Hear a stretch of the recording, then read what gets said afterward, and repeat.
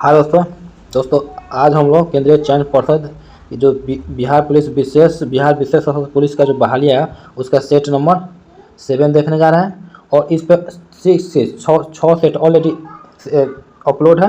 तो दोस्तों जाइए देखिए और अपनी एक सीट पक्का कीजिए। ठीक है दोस्तों यदि आप बिहार जीपीआई के, बिहार डीएलएड के, बिहार पुलिस चालक ड्राइवर के, बीएसएससी इंटर, बीएसएससी सीजीएल और बीपीएससी टीचर के लिए आप तैयारी कर रहे हैं दोस्तों, तो ये चैनल आपके लिए बहुत ज़रूरी है। ठीक है दोस्तों, आपके आसपास में यदि कोई कर रहा है तो उनके लिए भी चैनल काफ़ी ज़रूरी है। ठीक है, तो दोस्तों जाइए और अपने दोस्तों को बताइए इस चैनल के बारे में। ठीक है, तो चलिए दोस्तों अब हम लोग अपना बिना बात किए आज का अपना कार्रवाई स्टार्ट करते हैं। देखिए यहाँ पे कहा गया है, क्वेश्चन नंबर 1 से हम लोग स्टार्ट करते हैं। और देखिए दोस्तों आराम से करते हैं, बिल्कुल समझ के करते हैं। देखिए यहाँ कहा गया है कि सत्यमेव जयते उक्ति कहाँ से ली गई है। याद रखिएगा, ऑप्शन बी मुंडकोप उपनिषद से। ठीक है, निम्नलिखित में से मगध साम्राज्य का कौन सा शहर गंगा, सोन और गंडक के संगम पर बसा है। तो याद रखिएगा ऑप्शन ए पाटलिपुत्र। ठीक है, नेक्स्ट देखिए यहाँ पे कहा गया है सिंधु घाटी सभ्यता के निम्न में से किस स्थल को सबसे पहले खोजा गया था। तो याद रखिएगा ऑप्शन बी हड़प्पा। ठीक है, भगवान बुद्ध ने अपने पहले धर्मोपदेश दिए थे तो कहाँ दिए थे। याद रखिएगा ऑप्शन सी सारनाथ में। ठीक है, उसका नेक्स्ट देखिए यहाँ पे कहा गया है, नेक्स्ट में देखिए अर्थशास्त्र पुस्तक किसने लिखा। तो याद रखिएगा किसने लिखा। तो याद रखिएगा ऑप्शन बी कौटिल्य। उसके बाद मीराबाई किस काल की कवित्री थी। तो याद रखिएगा ऑप्शन बी भक्ति काल। ठीक है, और नेक्स्ट देखिए यहाँ पे कहा गया है, नेक्स्ट देखिए यहाँ पे कहा गया है कि बक्सर का युद्ध किस किस के बीच हुआ था। तो किसके बीच हुआ था। ऑप्शन ए मीर कासिम और अंग्रेज। ठीक है, उसका नेक्स्ट देखिए यहाँ पे कहा गया है, नेक्स्ट में निम्नलिखित में से किसकी स्थापना गोपाल कृष्ण गोखले ने की थी। तो किसने की थी। तो याद रखिएगा किसकी थी। ऑप्शन बी भारतीय समाज सेवक। ठीक है, राजनीति कभी धर्म से अलग नहीं हो सकती है, किसने कहा था। तो याद रखिएगा ऑप्शन सी महात्मा गांधी। ठीक है, निम्नलिखित में से किसे लोकनायक कहा जाता है। तो किसे कहा जाता है। तो ऑप्शन डी जयप्रकाश नारायण जी को। ठीक है, उसका नेक्स्ट देखिए यहाँ पे कहा गया है पटना में गोलघर का निर्माण किस वर्ष किया गया। तो याद रखिएगा ऑप्शन ए 1786 में। ठीक है, उस राज्य का वर्तमान नाम क्या है जहाँ नालंदा का प्राचीन शैक्षणिक स्थल है। तो याद रखिएगा ऑप्शन ए बिहार। ठीक है, उसके बाद है बिहार में जल मंदिर कहाँ अवस्थित है। तो याद रखिएगा ऑप्शन डी पावापुरी में। ठीक है, उसके बाद नेक्स्ट देखिए यहाँ पे कहा गया है हमारे सौर मंडल किस ग्रह को लाल ग्रह के रूप में जाना जाता है। तो किस ग्रह को जाना जाता है। याद है ऑप्शन सी मंगल ग्रह। और भूगोल शब्द का सर्वप्रथम प्रतिपादन किसने किया। तो याद रखिएगा ऑप्शन बी इराटोस्थेनीज। ठीक है, उसका नेक्स्ट देखिए यहाँ पे कहा गया है, नेक्स्ट में कहा गया है देखिए कि तारों का रंग निर्भर करता है। तो किस पर निर्भर करता है। तो ऑप्शन ए उसके तापमान पर। सबरीमाला मंदिर कहाँ स्थित है। तो कहाँ पे। याद रखिएगा ऑप्शन ए केरल। ठीक है, उसके बाद नेक्स्ट देखिए यहाँ पे कहा गया भारत में केंद्रीय आलू अनुसंधान संस्था CPRI कहाँ स्थित है। तो याद रखिएगा ऑप्शन ए शिमला। ठीक है, किस भारतीय राज्य की मुख्य भूमि का तटरेखा सबसे लंबी है। याद रखिएगा ऑप्शन डी गुजरात। किस सिख गुरु ने खालसा पंथ की स्थापना की थी। तो याद रखिएगा ऑप्शन डी श्री गुरु गोविंद सिंह जी ने। ठीक है, उसका नेक्स्ट देखिए यहाँ पे कहा गया है भारत का पहला परमाणु ऊर्जा स्टेशन की स्थापना किया गया था, कब किया गया था। तो याद रखिए ऑप्शन बी 1969 में। ठीक है, उसका नेक्स्ट भारत का संविधान दिवस किस दिन मनाया जाता है। तो याद रखिएगा ऑप्शन डी 26 नवंबर को। और उसके बाद देखिए यहाँ पे GST किस तरह का कर है। तो याद रखिएगा ऑप्शन डी अप्रत्यक्ष कर है। सूर्य का चमकता हुआ सतह क्या कहलाता है। तो याद रखिए ऑप्शन बी फोटोस्फीयर। ठीक है, उसका नेक्स्ट देखिए यहाँ पे कहा गया है जिम कॉर्बेट राष्ट्रीय उद्यान डैश में स्थित है। तो किस में स्थित है। याद रखिए ऑप्शन बी उत्तराखंड। उसका नेक्स्ट देखिए भारतीय संविधान के जनक के रूप में किसे जाना जाता है। तो याद रखिए ऑप्शन ए भीमराव अंबेडकर। ठीक है, उसका नेक्स्ट देखिए यहाँ पे कहा गया है, नेक्स्ट में कि यूनेस्को का मुख्यालय कहाँ है। तो याद रखिए option D Paris. Sardar Sarovar बांध किस नदी पर बना है। तो याद रखिएगा ऑप्शन ए नर्मदा। ठीक है, उसके बाद देखिए यहाँ पे पूर्वी तट का सबसे पुराना कृत्रिम बंदरगाह कौन सा है? तो याद रखिएगा ऑप्शन सी चेन्नई, ठीक है, चेन्नई बंदरगाह भारत के अंतरिक्ष कार्यक्रम का जनक किसे माना जाता है? तो याद रखिएगा ऑप्शन ए विक्रम साराभाई। उसके बाद नेक्स्ट देखिए यहाँ पे बिहार के किस महाजनपद की राजधानी वैशाली थी जिसे दुनिया का पहला गणतंत्र रिपब्लिक माना जाता है? तो याद रखिएगा ऑप्शन सी बज्जी, ठीक है। उसके बाद नेक्स्ट देखिए यहाँ पे कहा गया है बिहार के मंजूषा आर्ट जिसे अंगिका कला भी कहते हैं मुख्य रूप से किस क्षेत्र से संबंधित है? तो याद रखिएगा ऑप्शन डी भागलपुर। प्रसिद्ध विष्णु पद मंदिर जहां माना जाता है भगवान विष्णु के पद चिन्ह हैं किस नदी के किनारे स्थित है? तो याद रखिएगा ऑप्शन सी फाल्गु, ठीक है। उसके बाद देखिए यहाँ पे बिहार में लोहे के उपयोग पर आधारित लौंडा नाच को अंतर्राष्ट्रीय पहचान दिलाने का श्रेय किस कलाकार को जाता है? तो याद रखिएगा ऑप्शन बी रामचंद्र मांझी, ठीक है। उसका नेक्स्ट बिहार का कौन सा जिला कांच की चूड़ियों के उत्पादन के लिए प्रसिद्ध है? तो याद रखिएगा ऑप्शन डी मुजफ्फरपुर, ठीक है। उसके बाद नेक्स्ट देखिए यहाँ पे कहा गया है यदि किसी दर्पण की फोकस लंबाई +15 है तो यह है ऑप्शन बी उत्तल दर्पण। किसी गोलाकार दर्पण की फोकस दूरी क्या होती है? तो याद रखिए ऑप्शन सी इसकी वक्रता त्रिज्या की आधी, ठीक है।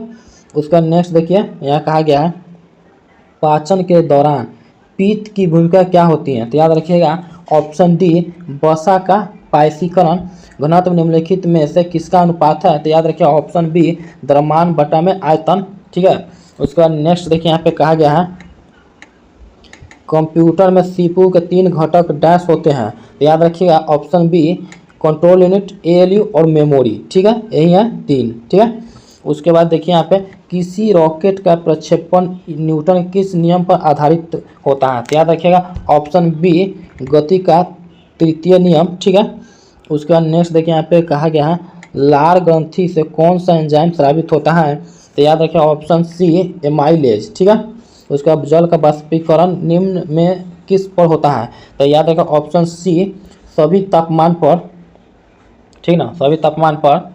और उसका नेक्स्ट देखिए किस प्रकार का प्रजनन विशाल विविधता ला सकता है? तो याद रखिएगा ऑप्शन सी लैंगिक, ठीक है।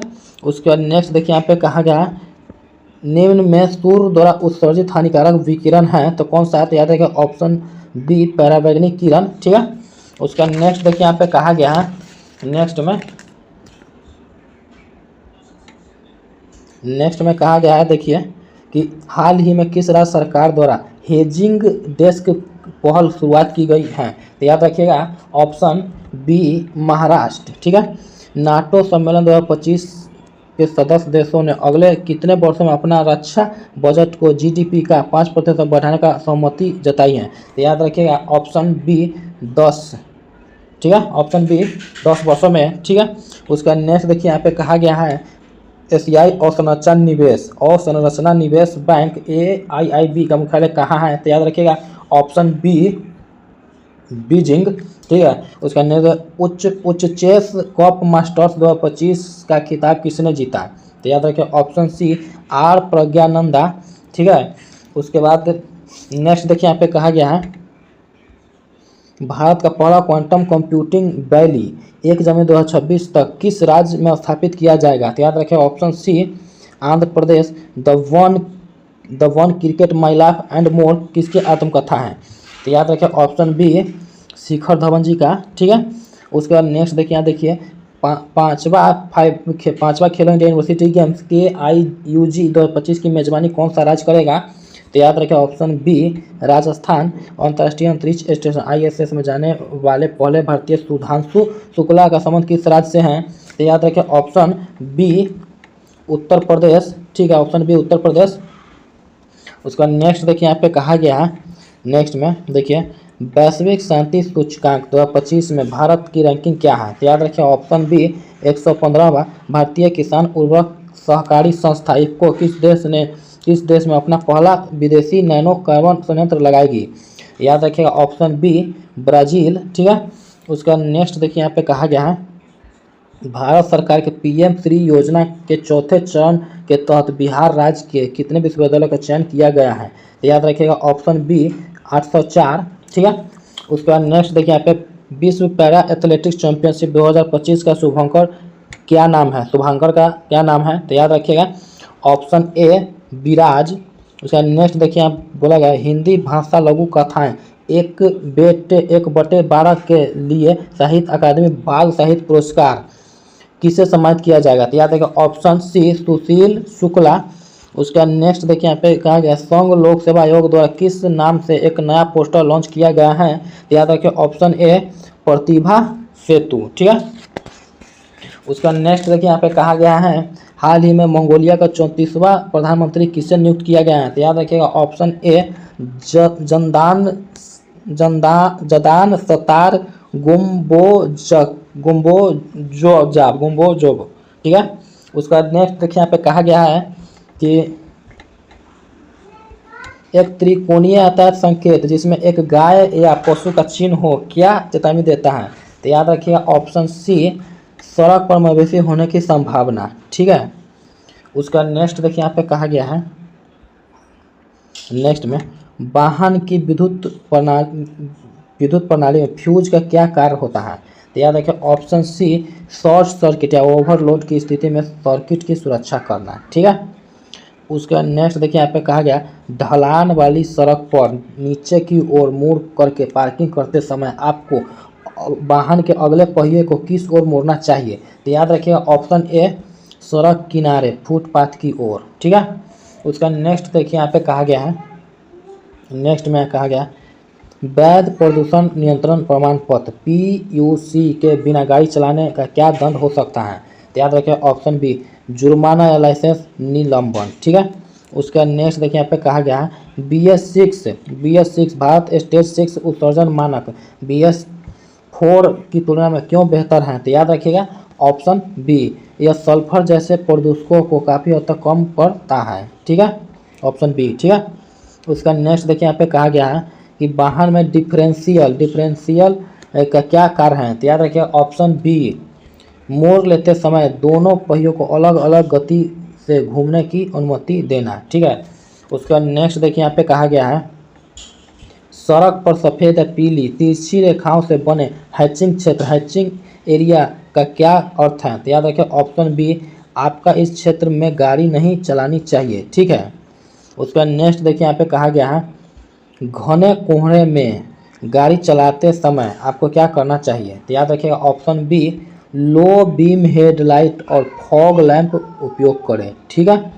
उसके बाद नेक्स्ट देखिए यहाँ पे कहा गया है किस वाहन को सड़क पर रास्ता पाने का बिना शर्त अधिकार है? तो याद रखिएगा ऑप्शन सी एम्बुलेंस और फायर सर्विस। ठीक है। उसके बाद नेक्स्ट देखिए यहाँ पे कहा गया है नेक्स्ट में कहा गया है कि यदि आप किसी दुर्घटना स्थल पर सबसे पहले पहुंचते हैं तो आपका सबसे पहला कदम क्या होना चाहिए? तो याद रखिए ऑप्शन बी चेतावनी संकेत लगाकर घटनास्थल को सुरक्षित करना। ठीक है।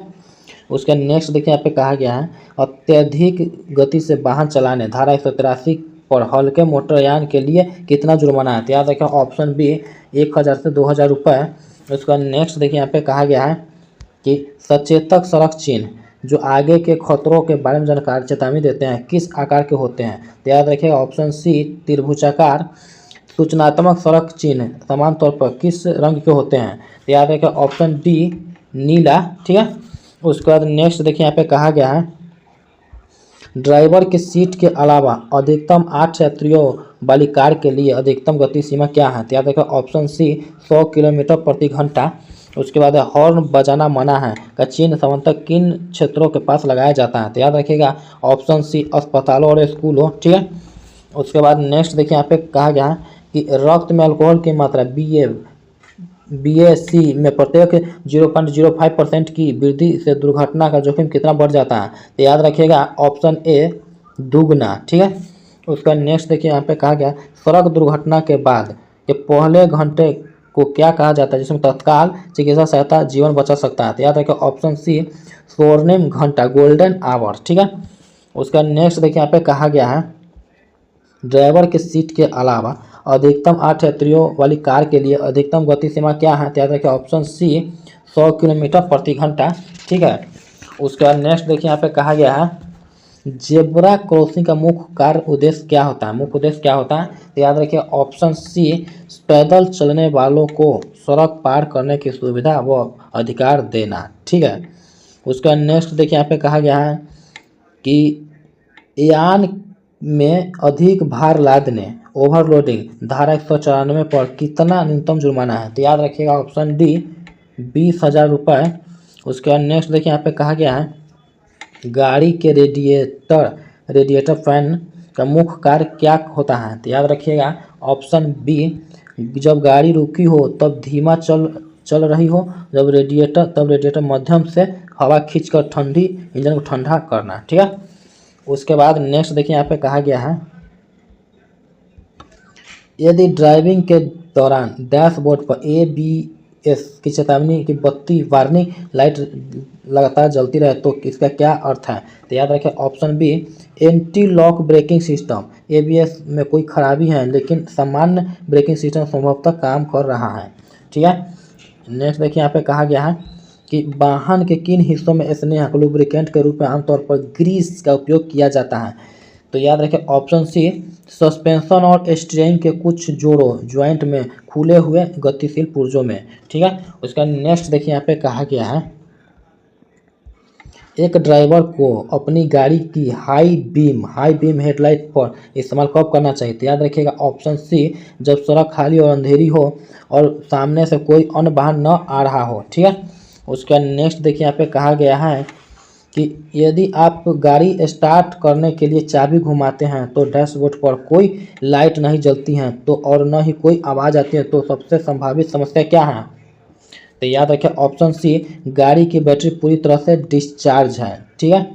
उसके बाद नेक्स्ट देखिए यहाँ पे कहा गया है एक वाहन के लिए PUC सर्टिफिकेट क्या प्रमाणित करता है? तो याद रखिएगा ऑप्शन सी वाहन से निकलने वाला धुआं निर्धारित प्रदूषण मानकों के भीतर है। ठीक है।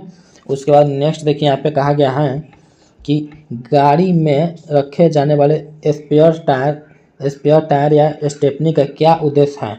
याद रखिए ऑप्शन बी किसी मुख्य टायर के पंचर या खराब हो जाने पर उसे अस्थायी रूप से बदलने के लिए। ठीक है।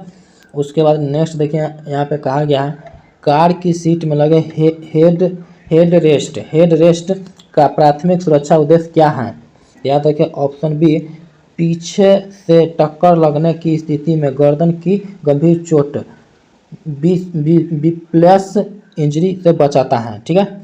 उसका नेक्स्ट देखिए यहाँ पे कहा गया है ब्रेकिंग सिस्टम में ब्रेक लाइंस का क्या काम है? तो याद रखिए ऑप्शन बी ब्रेक फ्लूइड को मास्टर सिलेंडर से पहियों के ब्रेक तक पहुंचाना। ठीक है।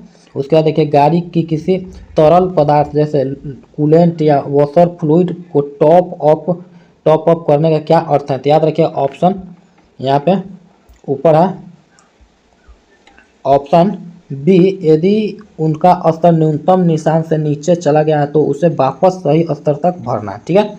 उसका नेक्स्ट देखिए यहाँ पे कहा गया है ब्रेक ब्लीडिंग प्रक्रिया क्यों की जाती है? तो याद रखिए ऑप्शन बी ब्रेक लाइन से हवा के बुलबुले निकालने के लिए। ठीक है।